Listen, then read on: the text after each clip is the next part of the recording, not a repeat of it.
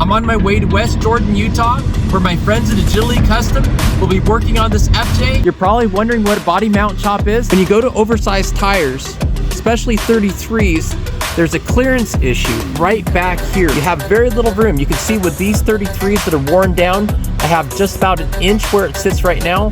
And if this tire comes up anymore, it's liable to hit this section of the mud flap. Behind that is a body mount, a metal body mount that holds the body to the frame. Let's head on in and get that clearance issue fixed. You can see all the work these guys do on these vehicles. This is gonna be a lot of fun. Agility has a bunch of fun accessories hanging on the wall of their lobby, but the real magic happens in their shop.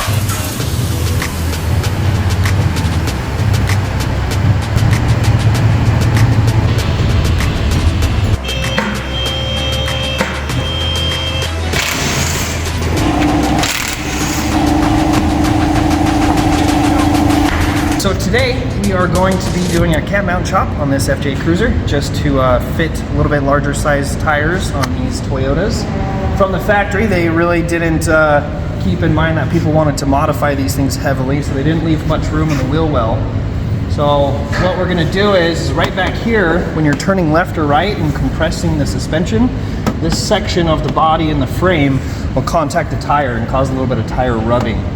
So what we do is we go in here, we're going to remove some of this plastic, we're going to go to this body mount right here, and we're going to trim as close to the rubber body mount bushing as we possibly can.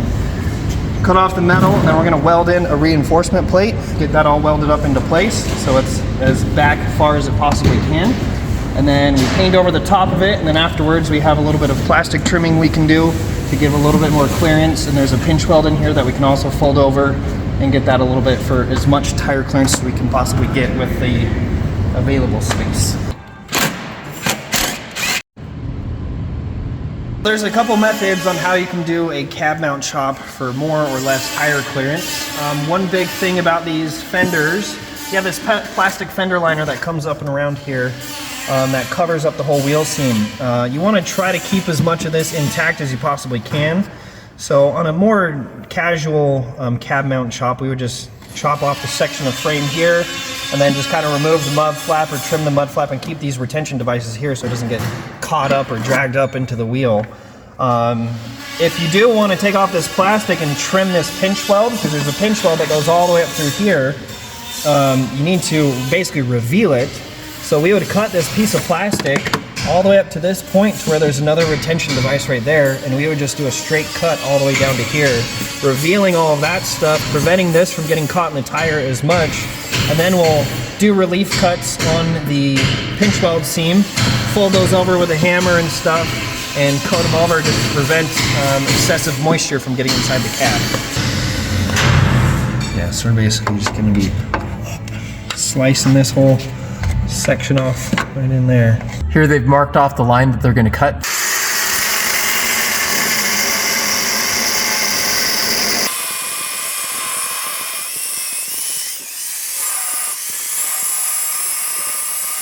Here's the piece that they removed. Here's what it looks like before they weld on a new plate. Real clean cut.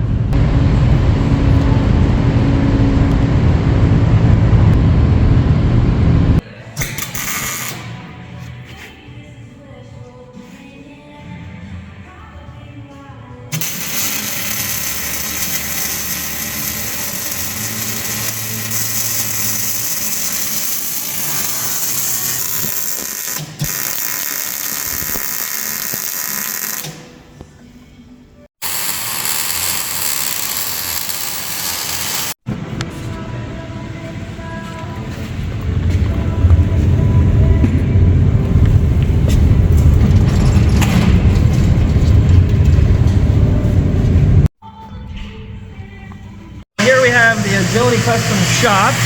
It's 11,000 square feet. We got 4 vehicle hoists. We have 4 technicians here in total. A lot of our hoist work gets done over there. And then the rest of the shop, we kind of have vehicles that are kind of either in progress, waiting to be worked on. Sometimes we work on stuff over here. Kind of are waiting to actually eventually going to get more hoists in here, but that's later down the road.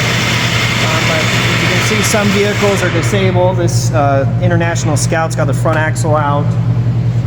We're going to be doing a bunch of work on that. We got a 5th gen 4Runner here, waiting to get a Marlin Crawler long travel kit and a Wicked Creations 3-link system put onto it. We do a lot of Jeeps and Toyotas. I do a lot of the Toyota work. Ryan does a lot of the Jeep work. He works on the vehicles like this, which this one's in progress. We actually are replacing the rear frame section on this vehicle. Cut off the frame and the rear back, and we're fitting in a long arm kit, a coilover conversion, a bunch of stuff like that. One of the things we have over here, this is our company rock crawler, which will feed out in this moon buggy.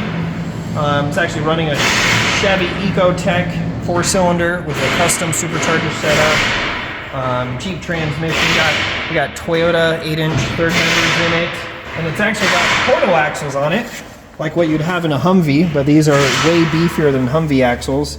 This whole section here, created by Jesse Haynes Fabrication, much stronger than a Humvee, but that gives you a lot more axle clearance and to clear obstacles and everything. Running big old 42-inch tires on it, competition grade. This thing's pretty cool. What else we got? This Tacoma right here, the engine's pulled out on it right now. We're actually converting this to we're putting a Tundra V8 inside of here. Just got a frame mounts welded up for the motor mounts to go in. And we're getting some other components brought in for this. Supercharger kit's on its way. We're actually putting a Cobra SVT Mustang Eaton supercharger on this thing as well. Hoping for 400 horsepower. We do Chevy stuff. We do a lot of Jeep. We got an old FJ40 here. I think this is a 1967 FJ40. Doing a bunch of engine work. We're doing a disc brake conversion onto it. Weber carburetor conversion.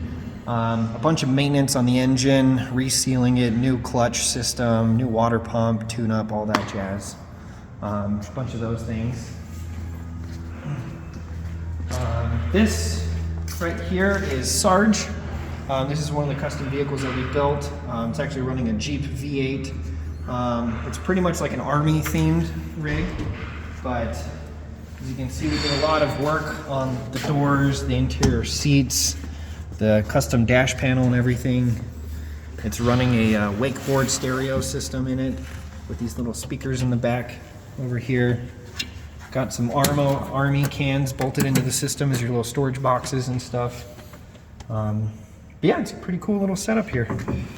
We even got our Agility Customs logos cut out on steel right there on a CNC machine, or a plasma cutter I should say. We have this Ford Bronco over here, which is a Coyote swapped. It's got a Ford 5.0 Mustang V8 in it. We have to do some electrical work on this one. LS swap. We do a lot of LS swaps on Jeeps. I think we have 4 LS swap Jeeps in here right now. This is one of them. I think on this one though, we were just doing some axle upgrades on this one, a few other things. So this Jeep right here was actually a father and son project. They wanted to swap in a small block 350 into it and a V8 from a Chevy.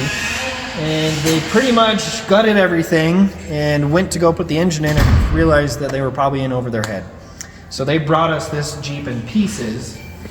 None of this stuff was even bolted into place when it got brought to us, and we basically had a bucket of bolts and a bunch of body pieces, and we've just been slowly piecing it together. But we have the exhaust system, electrical work, cooling system, getting everything figured out with the motor mounts. We're putting in new drive lines, custom axles and everything, and just piecing it together. But this is some of the stuff that people bring us, you know, just be like, hey, can you guys finish this? We're like, yeah, we can. Like, this is a custom axle housing that we've built. This is a Trail Gear Rocket Assault axle housing. It's meant to accept a Ford 9-inch that we built that, put in a Yukon zip locker into.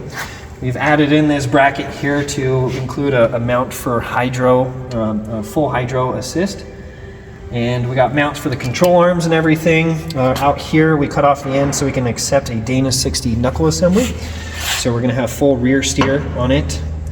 And that way you'll be able to steer the front and rear steering independently whenever you wanted to. And these are actually going to be the shock towers. These are gonna be mounted up right in here. And then we're gonna have a full coil-over suspension on it for tons of articulation.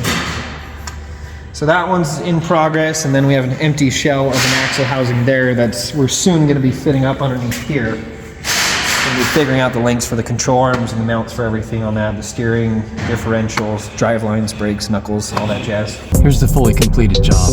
That looks sweet. Here's the other side. Looks great.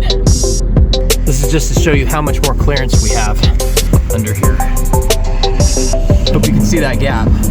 We had less than an inch. Now we've got a good 3.5, 4 inches. That's absolutely terrific. If you want to get in touch with these guys, go to agilitycustoms.com or call them at 385-695-6836.